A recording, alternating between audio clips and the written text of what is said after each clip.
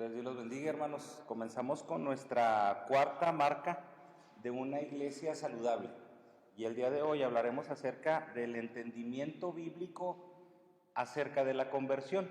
¿Qué es lo que nos habla la Biblia? ¿Qué es lo que nos dice la Biblia sobre la regeneración, sobre la conversión, sobre la nueva vida del creyente? Lo hemos comentado. Desde pequeños hemos escuchado la palabra, es que fulanito se convirtió. Ay, caray, ¿en qué se convirtió? ¿Qué le pasó? Y en ocasiones hasta decimos, es que fulanito es hermano. Y como vemos el fruto o la falta de fruto en la vida del hermano, pues decimos, pues será hermano de Frankenstein o será hermano de Jack el Destripador o de alguna otra persona. ¿Por qué? Por la falta de fruto. Cuando hablamos de conversión, hablamos de la evidencia de nuestra salvación. Hablamos del cambio, de la regeneración que hace el Espíritu Santo en nosotros, que da evidencia de esa salvación. Es uno de los puntos por los que defendemos también nosotros como creyentes y como bautistas, que la salvación no se pierde. Entonces, eso nos ha llevado a que algunas personas digan, es que si una persona va y levanta la mano y se va y se pone una zarapeta o va y sigue con su estilo de vida normal, entonces levantó la mano. Y pues, siempre mi pregunta, ¿y quién dice que levantar la mano es ser salvo? ¿Quién dice que repetir una oración, que repetir una letanía es ser salvo? Entonces, muchas veces eso nos lleva a cuestionar, bueno, ¿realmente entonces la persona fue salva por levantar la mano? Si no hubo cambio, si no hubo regeneración, entonces la persona fue salva. Y eso lo complementaremos de una manera muy explícita ahora en lo que es la predicación, con el pasaje de Efesios capítulo 2, versículos del 1 al 10. Y dice el hermano, comienza con esto. En el año de 1878, en la primera reunión de nuestra iglesia, adoptamos una declaración de fe. Fue una versión más fortalecida de la Confesión de Fe de New Hampshire en 1833. Esta confesión vino a ser la base para el mensaje y la fe bautista, adoptada por la Convención de las Iglesias Bautistas del Sur en 1925. Y de nuevo, en una versión revisada y suavizada en 1963, en nuestra declaración de fe, en el artículo 7, se lee lo siguiente. Y les comento que también es algo en lo que un servidor está trabajando, en una declaración de fe, para dar una introducción a qué es lo que nosotros como Iglesia Bautista Emanuel creemos. Se basa, o nos estamos basando también en lo que en esta declaración que menciona el hermano en la Confesión de Fe de New Hampshire. Estamos hablando también acerca de estamos complementando algunas cuestiones también con la Convención Bautista, obviamente. Pero ¿qué es lo que nosotros creemos? Es algo así como hacer un perfil. Y en todas las partes, en todas las carreras profesionales, en los empleados, se hacen perfiles. Y le digo, no porque adoptemos esa cuestión, sino más bien para dar uniformidad, para dar esa unanimidad a lo que cada uno de nosotros creemos en relación a lo que hemos estudiado de las doctrinas básicas, de las doctrinas motor. Pero dice así, este artículo 7, creemos que el arrepentimiento y la fe son trabajos divinos y que son gracias inseparables efectuados en nuestras almas por medio de la regeneración del Espíritu Santo. Por lo cual, estando profundamente convencidos de nuestra culpa, peligro y desesperanza y del camino de salvación por medio de Cristo, nos volvemos a Dios con una genuina contrición, confesión y súplica por misericordia, al mismo tiempo recibiendo de todo corazón al Señor Jesucristo como nuestro profeta, sacerdote y rey, confiando solamente en Él como el único y suficiente Salvador. Estamos hablando, el hermano menciona elementos muy importantes. Creemos que el arrepentimiento y la fe son trabajos divinos. El llegar a una concepción de pecado es Dios obrando en nosotros.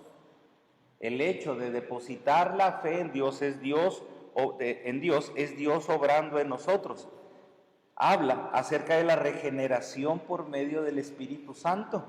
Si hay un cambio en nuestra vida, no es por nuestro esfuerzo, se complementa con nuestro esfuerzo, pero es el Espíritu Santo el que lo realiza. Pero me gusta lo que dice, porque en esta declaración habla, nos volvemos porque estamos profundamente convencidos de nuestra culpa. Estamos convencidos de nuestro pecado, que es en lo que tiene que ver también el entendimiento bíblico acerca de las buenas nuevas, de lo que hablábamos la semana pasada. Una persona que se le predique el evangelio tiene que estar consciente de quién es él y tiene que estar consciente de su pecado. Y por medio de eso, del estar convencidos de su culpa, del peligro, de la desesperanza, se reconoce que el único camino para la salvación es Jesucristo. Únicamente a través de Jesucristo es donde nosotros podemos encontrar esa salvación. ¿Y cómo es entonces que sucede que volvernos, del cual está compuesto de fe y arrepentimiento? Porque también es importante, o sea, ¿cómo entonces volvemos?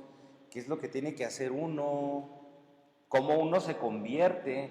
Porque recuerde, muchas veces se trata de llevar al punto de que tú hazlo, tú cambia, tú modifica, tú tienes que cambiar tus actos pecaminosos.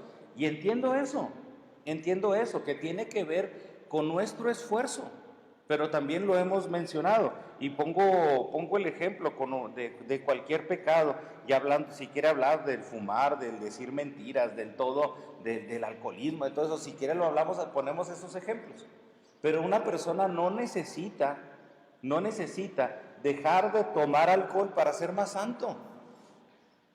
Lo que la persona necesita y lo que nosotros necesitamos es que el Espíritu Santo haga una obra en nosotros de tal manera de que ya no necesitemos hacer eso. Por lo tanto, el alcohólico no necesita dejar el alcohol para ser más santo. El alcohólico necesita dejar de desear tomar alcohol para ser santo, porque tiene que ver con el cambio de mente. No tiene que ver con la cuestión del cambio de actos. Eso es lo importante y eso es lo relevante. ¿Y quién es el que puede cambiar la mente? Pues únicamente el Espíritu Santo. Porque si decimos, es que, bueno, yo soy santo, porque muchas veces se trata de analizar así, es que usted deje de hacerlo y ¿qué sucede en nuestra vida? Ok, como ya no lo hice, entonces este domingo que vaya a la iglesia o esta vez que ore, ahora sí Dios me va a escuchar. Es que Dios te escucha de todas maneras porque es basado en su gracia. Pero aquí el punto es, ¿lo estás haciendo tú o estás dejando que lo haga? Y pensamos que tenemos que dejar de hacer determinadas cosas para que el Espíritu Santo sea el que se agrade de nosotros. Ya dejé de hacer esto, ahora Dios se va a agradar de mí. ¿Qué estamos haciendo? Estamos llevando la ofrenda de Caín. Mi esfuerzo, lo que yo quiero, lo que yo tengo que hacer. Estamos llevando el yo. No nos estamos rindiendo a Cristo. Entonces eso es lo importante en cuanto a esto. Sabemos qué es lo que estamos haciendo mal. Sabemos cuáles son nuestros actos pecaminosos. Pero también recuerden que entra aquí en escena no solamente los actos malos que hacemos, sino también los actos buenos que no realizamos. Y aquí menciona efectuando en nuestras almas por medio de la regeneración del Espíritu Santo. No es por medio del cambio que yo hago a través de mi esfuerzo. ¿Importa? Sí. Importa, sí importa mucho, porque si no, no habría razón por la que Pablo le dice a Timoteo, huye de las pasiones juveniles. En pocas palabras, Timoteo, no le andes buscando ruido al chicharrón. No provoques. Si sabes que es tu concupiscencia, si sabes que es algo con lo que batallas, pues no te metas ahí. No le busques. Pero no estamos hablando de que el cambio en su totalidad lo vamos a realizar nosotros. La declaración de fe cita dos pasajes de las Escrituras para apoyar esta idea. Y el primer pasaje se encuentra en Hechos capítulo 11, versículo 18. Hechos 11, 18. Y dice así: Al oír esto, se apaciguaron y alabaron a Dios diciendo: así que también a los gentiles les ha concedido Dios el arrepentimiento para vida. Les ha concedido el arrepentimiento para vida. Tenemos que hablar de arrepentimiento, es importante, pero recuerde lo que quiere la palabra arrepentimiento, recuerde lo que quiere decir. No quiere decir cambio de hechos. La palabra arrepentimiento no es un cambio de acciones, todo el mundo lo puede realizar, un cambio de acciones.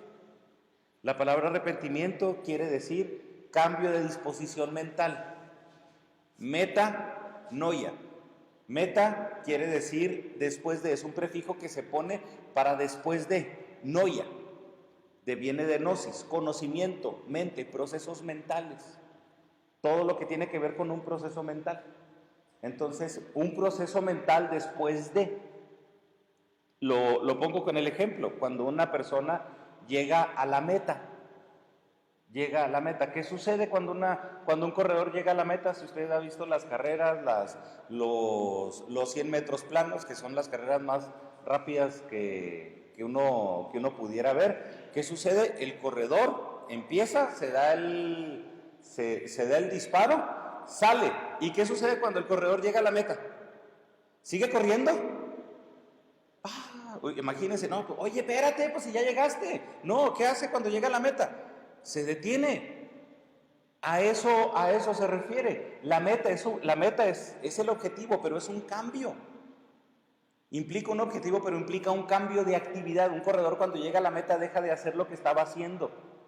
Cuando hablamos de cambio de disposición mental, es una acción que sucede que provoca que ya no pensemos de la misma manera que pensábamos antes. En eso consiste el arrepentimiento, y no necesariamente cuando una persona se arrepiente tiene que llorar. ¡Sas! Le cae el 20.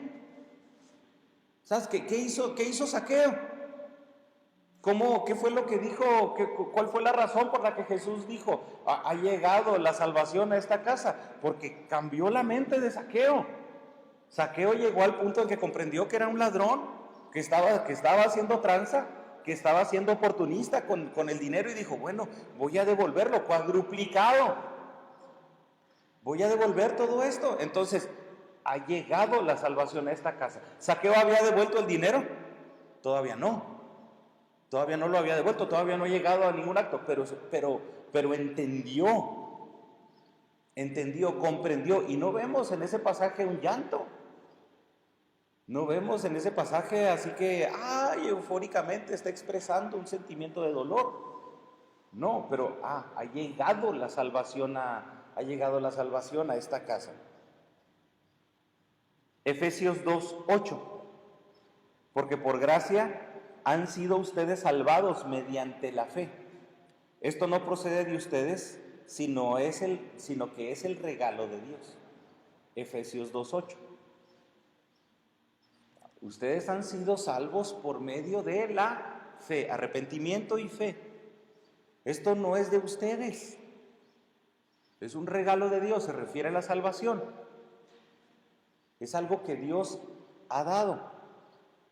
Si básicamente nuestra conversión se entendiera como algo que hacemos nosotros mismos, en lugar de que es Dios el que hace algo en nosotros, no sería una interpretación correcta. Porque no somos nosotros. No somos nosotros, es el trabajo del Espíritu Santo en nosotros. Ciertamente la conversión incluye nuestra acción, por lo que debemos hacer un compromiso sincero y una decisión completamente consciente. Aún así, la conversión es mucho más allá que eso. Las Escrituras son claras al enseñar que no todos estamos yendo hacia Dios. Algunos han encontrado el camino, mientras que otros todavía lo están buscando. Pero fíjese, me gusta esto. No es de nosotros, pero sí incluye nuestra acción. Incluye un compromiso sincero y también incluye una decisión completamente consciente. ¿Por qué no bautizamos niños? ¿Por qué no bautizamos niños? Porque un niño no está consciente de lo que está haciendo.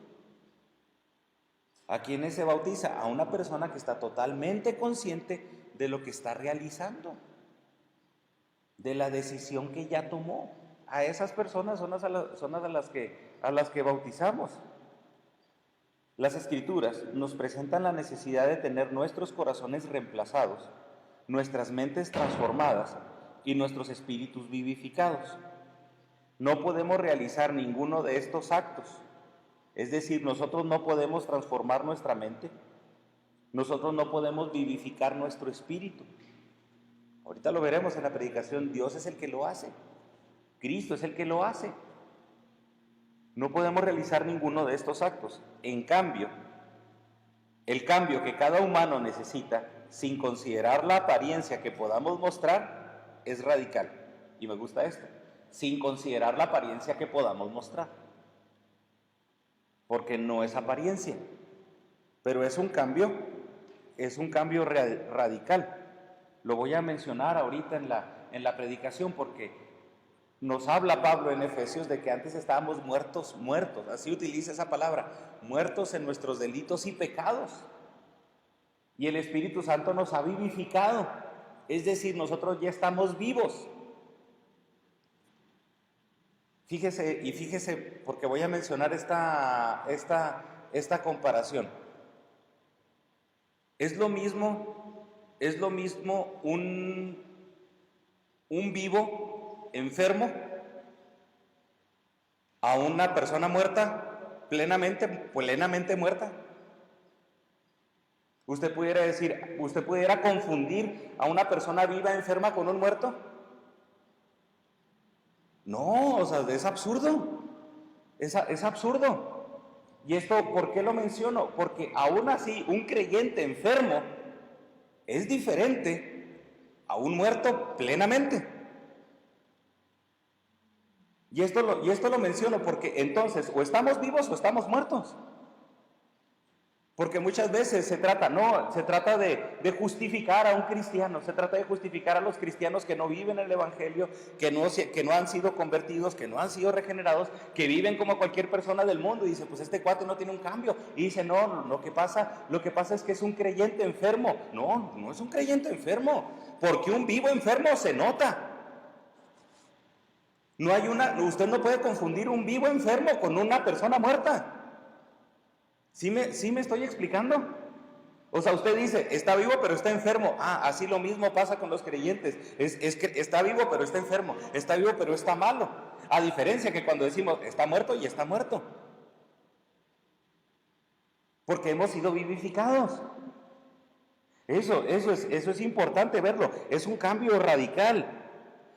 Es un cambio radical. Es un cambio que únicamente Dios puede hacerlo. Porque un muerto no está consciente de que debe de ser resucitado. Un muerto no está consciente de que debe de ser vivificado. ¿Quién es el que lo puede resucitar? El que está vivo. Por eso estamos muertos en nuestros delitos y pecados. No estamos conscientes de lo que estamos haciendo. No estamos conscientes del cambio que necesitamos. Solamente Cristo viene y nos vivifica. Y cuando nos vivifica, uno dice, no, pues la neta, sí estaba pero petateado. Estaba pero muerto. No, ya está muerto. Entonces vino Cristo y me rescató. Y se nota cuando una persona está viva. En eso se refiere Efesios capítulo 2, versículos del 1 al 10, en cuanto a la vivificación, en cuanto a ese cambio, en cuanto a esa transformación, porque utiliza la comparación. Antes ustedes estaban muertos en sus delitos y pecados. Y ya no lo están, ya están vivos. Y por eso le digo, se nota cuando una persona, hay una gran diferencia entre un vivo enfermo y entre un muerto en toda la extensión de la palabra, de ya estiró la pata o ya colgó los tenis. Necesitamos que Dios nos convierta. Necesitamos que Dios nos vivifique, o en su defecto necesitamos también que Dios sea el que nos sane. Dice el hermano, recuerdo la historia de Spurgeon, que mientras caminaba en Londres, un hombre ebrio se le acercó y apoyándose en un poste de luz le dijo, oiga señor Spurgeon, yo soy uno de sus convertidos. A lo que Spurgeon le contestó, tal vez eres uno de los míos, pero con seguridad no eres uno de los del Señor. Dando a entender, que pues no había ese cambio. Uno de los resultados de malinterpretar la enseñanza de la Biblia en cuanto a la conversión es que las iglesias evangélicas están llenas de personas que hacen un sincero compromiso en ciertos puntos de sus vidas, pero evidentemente no han experimentado el cambio radical que la Biblia presenta como conversión. Y le aseguro que nosotros podemos decir, ok, es que sí he cambiado en ciertos puntos de mi vida. Pero ¿qué lo ha cambiado? Vamos a pensar, ¿qué nos ha cambiado? ¿Nuestro esfuerzo o realmente ha llegado a hacer ese cambio de mente que Dios ha hecho en nosotros? Ese cambio radical. Y no hablo ni siquiera de un giro de 180 grados. Se me hace cotorro, ¿verdad? Porque hay gente que dice, no, es que mi vida dio un giro de 360 grados.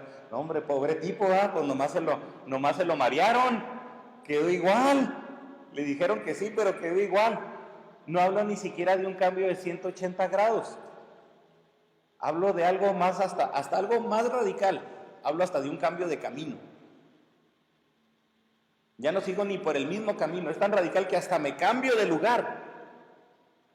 Ya no voy en la misma dirección. Es que antes iba hacia el infierno y ahora voy hacia el cielo. Entiendo esa postura, pero ya ni siquiera tengo nada que ver con todo lo anterior, con la disposición de mi mente. Me cambio de camino, me cambio de disposición.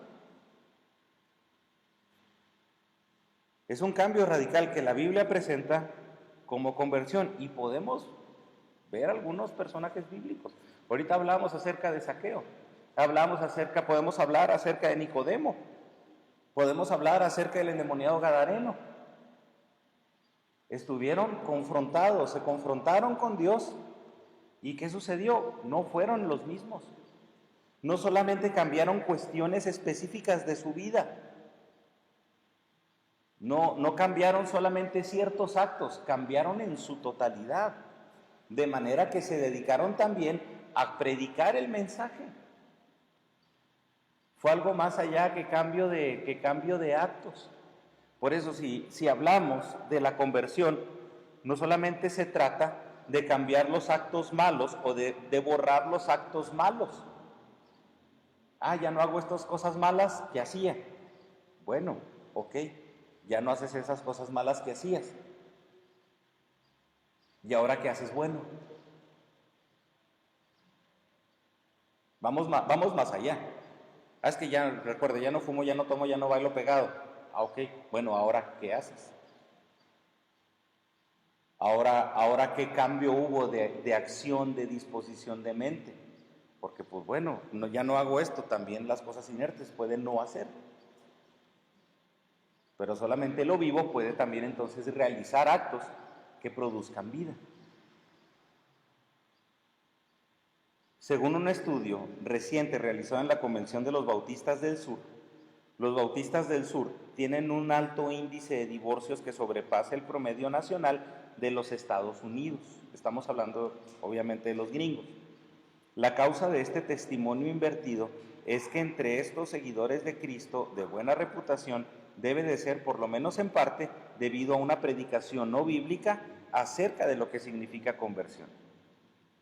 Ese puede ser alguno de los casos. Deberíamos de considerar obviamente todas las variables, pero sí es curioso que específicamente en las iglesias bautistas, en las iglesias bautistas del sur de los Estados Unidos, sea más alto el índice de divorcios que en todo Estados Unidos a nivel nacional. ¿Qué estará pasando? El hermano dice, se puede deber a una predicación no bíblica. Pues sí, se puede deber. ¿Por qué? Porque esa predicación no bíblica no va a confrontar o no va a llevar a una verdadera conversión, a una conversión real. En realidad, la conversión no necesita una experiencia fogosa emocional, pero debe de ser evidenciada por sus frutos, si es en realidad lo que la Biblia considera una conversión real. Y sí, la salvación, como creyentes bautistas decimos, la salvación no se pierde. Ok, sí es cierto, no se pierde. Pregunta, ¿se tiene? La salvación no se pierde. Ok, evidencias de la salvación. ¿Hay fruto? ¿Qué fruto? Porque podemos hablar de frutos dignos de arrepentimiento. Podemos hablar del fruto del Espíritu. Podemos hablar también del fruto en cuanto a la reproducción de los creyentes. ¿Cuáles de esos tres presentamos? ¿Cuáles de esos tres tenemos como una evidencia de que, ok, hay frutos de arrepentimiento, hay fruto del Espíritu en mi vida? Es decir, hay un cambio de carácter independientemente de cualquier circunstancia. Y tercero, hay más creyentes, o por lo menos hay más semillas esparcidas a consecuencia de la predicación de la palabra. Y a grandes rasgos, hermano, es esto lo que nosotros podemos hablar como una marca saludable en cuanto a la predicación del Evangelio. Pero preguntas para reflexionar y para que trabajemos así de manera individual y comentemos. Hechos 11:18, así que ahora sí sacamos nuestras Biblias. Hechos 11:18, léanlo. Que ahorita lo mencionamos. Y la pregunta es, ¿cuál es la enseñanza de este pasaje acerca del origen del arrepentimiento? ¿Cuál es la enseñanza de Hechos 11:18 acerca del origen del arrepentimiento? ¿Es el arrepentimiento últimamente el resultado de la decisión unilateral del hombre en volverse a Dios? ¿O es el resultado de la obra de la regeneración de Dios en el corazón humano? Le voy a pedir también que abra su Biblia en Génesis 6:5 y Romanos 8:7. Según Génesis 6:5 y según Romanos 8:7, ¿cuál es la condición del corazón del hombre? ¿Cómo presenta la Biblia la habilidad del hombre para conocer a Dios o para decidir por sí mismo el volver a Dios? Y esta es una pregunta un poco de reflexión. Anteriormente, en los siglos anteriores, los cristianos eran bautizados normalmente cuando comenzaban la vida adulta. Estamos hablando de entre 17 y 20 años. ¿Cuáles podrían ser las razones de tal cambio en edad entre los cristianos bautistas en el último siglo? ¿Cuáles podrían ser las razones por las que se ha dejado de bautizar, no se ha dejado de bautizar adultos, se ha comenzado a bautizar personas más jóvenes? ¿Cuál sería la razón? ¿Y por qué sería importante? Cualquiera de las dos. Cualquiera de las dos.